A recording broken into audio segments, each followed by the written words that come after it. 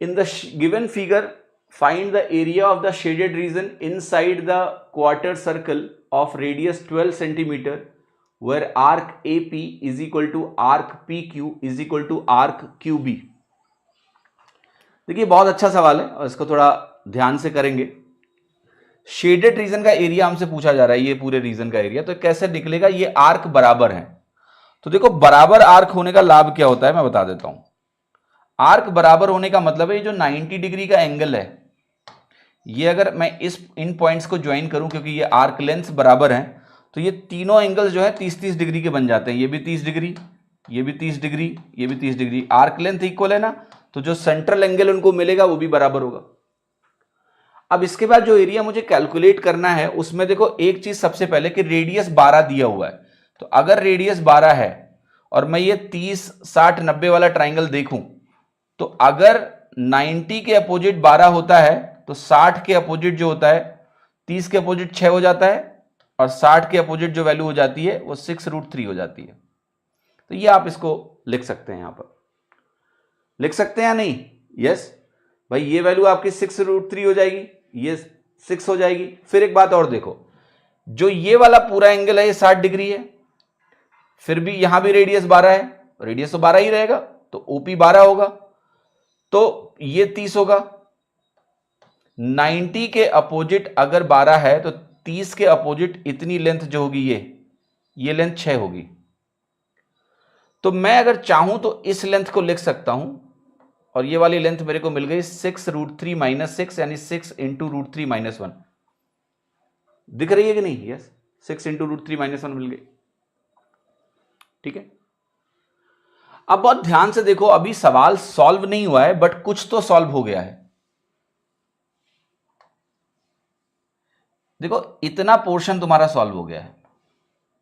कैसे? ये लेंथ 6√3 - 1 है और ये लेंथ 6 है, तो 6 × अगर ये देखें तो ये रेक्टेंगल है, तो 6 × 6√3 - 6 × 6 × √3 - 1 आपको वैल्यू मिल गई इसकी, इस रेक्टेंगल की. अब मुझे इस पोर्शन का अभी निकालना बाकी रह गया है. तो ये पोर्शन देखो कैसे निकलेगा, बड़ी सरलता से निकलेगा. इतना अगर 6 है तो जरा बताओ ये वैल्यू किसके बराबर है? ये पूरी वैल्यू किसके बराबर है? 6√3. तो ये वैल्यू भी 6√3 - 1 है, ये वैल्यू भी आपका 6√3 - 1 है, अभी आपने लिखा हुआ है. तो अगर मैं इसको ऐसे ज्वाइन कर दूं, लेट्स से इस तरीके से, तो इसका एरिया भी निकल जाएगा और वो एरिया आएगा प्लस में हाफ इंटू 6√3 का होल स्क्वायर, 6√3 × 6√3. अब आपको ये वाला एरिया और ऐड करना है. ठीक है. ये वाला एरिया कैसे ऐड करोगे? आप पूरे सेक्टर का एरिया देखो, एक 30 डिग्री के सेक्टर का पूरा एरिया क्या होता है? तो आप कहोगे वो होगा πr² / 12. 30 डिग्री का सेक्टर क्या होगा? 360 डिग्री का 1/12 होता है. तो पूरे सर्कल के एरिया को ऐसे डिवाइड कर सकते हैं, तो वो बनेगा π × 12. तो ये जो वैल्यू आएगी ना बेटा, ये पूरा सेक्टर का एरिया वो निकाल लिया मैंने. अब इस सेक्टर के एरिया में से मुझे इस वाले ट्राइंगल का एरिया माइनस करना पड़ेगा, तो मुझे वो जो बचा हुआ पोर्शन है उसका एरिया मिलेगा. अब इसका एरिया आप कैसे लिखोगे? तो आप कहोगे ये 30 डिग्री है, ये 12 है, ये 12 है, तो ट्राइंगल के एरिया का फॉर्मूला होता है ना half into AB sin theta. तो 12 × 12 इंटू साइन 30 डिग्री बनेगा, और साइन 30 डिग्री क्या होता है? 1/2 होता है. तो ये एक तरह से 4 बनेगा, एक तरह से 6 बन गया, एक तरह से, है ना, 2 से काटोगे 36 हो गया. तो ये वैल्यू आ गई 12π - 36, 12π - 36. तो यहां पर जाओ और ऐड करो. क्या ऐड करो? 12π - 36. अब देखो क्या क्या बचना है अल्टीमेटली.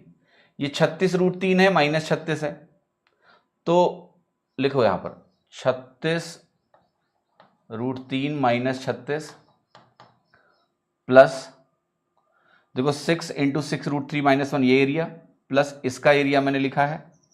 इसका एरिया गलत लिख दिया क्या? ये वैल्यू क्या थी? 6 इंटू √3 माइनस 1 था, क्योंकि ये पूरा वैल्यू हमारा 60 के अपोजिट 6 √3 है, 6 इंटू √3 माइनस 1 था।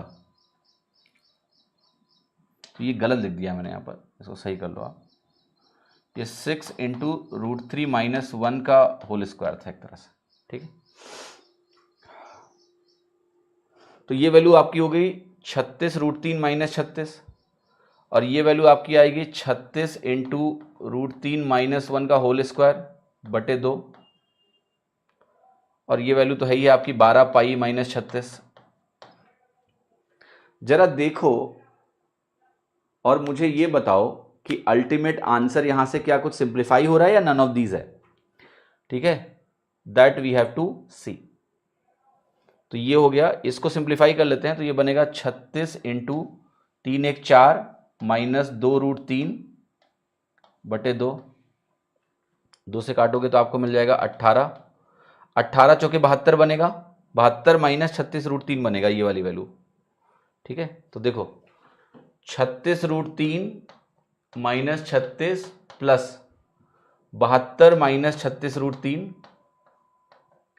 प्लस 12 पाई माइनस 36, क्या क्या कट रहा है देखो, 36 36 इस 72 से कटा, 36 √3 से कटा, ये वैल्यू 12 पाई आ गई,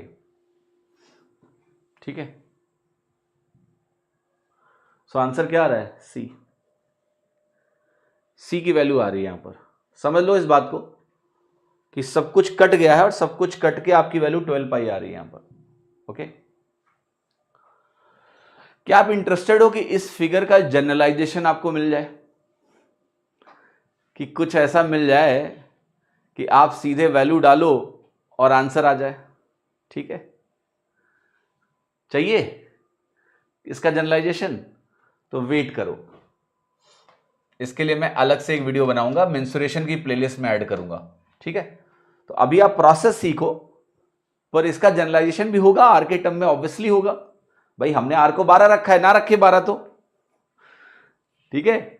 तो ऐसे सवाल अगर एग्जाम में आएंगे तो या तो फॉर्मूला पता हो या मत करो, अभी प्रोसेस सीखो, खुद से भी ट्राई करना कि क्या इसका जनरलाइज फॉर्म है। मैं आपको अलग से एक वीडियो बना के तमीज से समझाऊंगा।